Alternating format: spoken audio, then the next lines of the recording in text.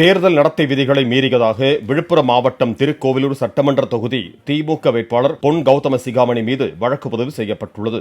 வேட்பாளராக அறிவிக்கப்பட்ட பின்னர் சொந்த ஊரான கண்டாச்சிபுரத்தில் எவ்வித அனுமதியும் பெறாமல் அவருக்கு வரவேற்பு அளிக்கப்பட்டது குறித்து தேர்தல் பறக்கும் படையினர் புகார் அளித்தனர்.